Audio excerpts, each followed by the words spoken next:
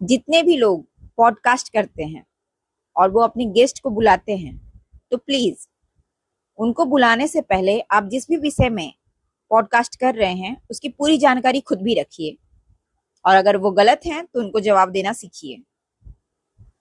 ऐसा नहीं कि वो कुछ भी हमारे यूथ्स को बताकर चले जाएं।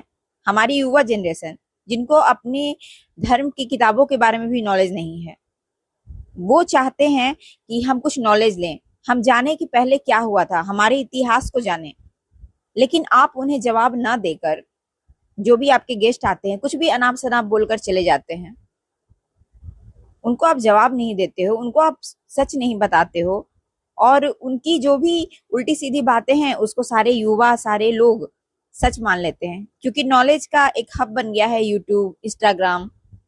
और अगर यूट्यूब, इंस्टाग्राम इस तरह से गलत नॉलेज फैलाएगा तो फिर हमारे युवा तो गलत ही समझेंगे ना। वो जिंदगी भर यही सोचते रहेंगे, अरे ऐसा ही हुआ था। क्यों, मैं ये क्यों कह रही हूँ ये मैं बताती हूँ।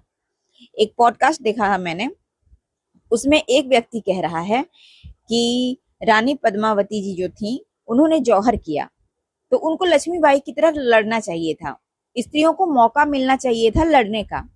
अरे भाई, तुम एक बात बताओ, क्या तुमने उस वक्त की पूरी सिचुएशन को जाना? सब कुछ जानते हो तुम?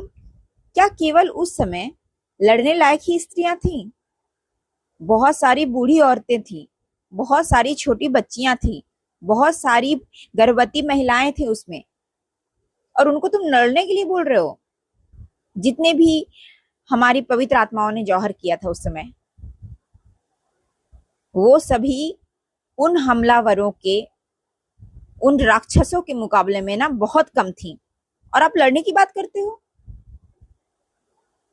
आप सिचुएशन को नहीं देखते हो, आप बस अपना टीआरपी लेने के लिए और अपने आप को फेमस करने के लिए कुछ भी बोल दीजिएगा और हम बैठकर सुनेंगे। आपको क्या लगता है? आप हमारे युवा को कुछ भी समझा दीजिएगा और वो मान लेंगे?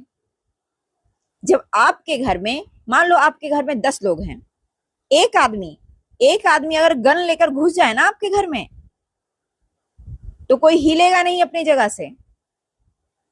और महिलाओं से आप लड़ने की बात करते हैं, वो भी उस समय में, और उतने सारी गर्भवती महिलाओं को, बूढ़े बच्चों को लेकर वो लड़ती हैं उनसे। और उसके बाद वो गिद्ध, जो मरने के बाद भी शरीर को छोड़ते नहीं है, नोच खाते हैं, उनके सामने वो अपने शरीर की आहुति देती। आपको क्या लगता है?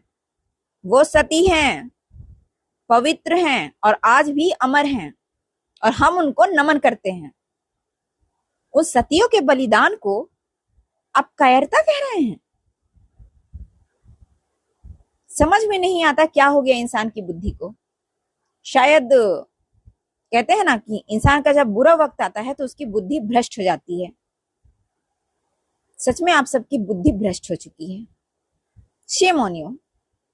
नमन कीजिए उनको और अपनी गलती के लिए क्षमा भी मांग लीजिए।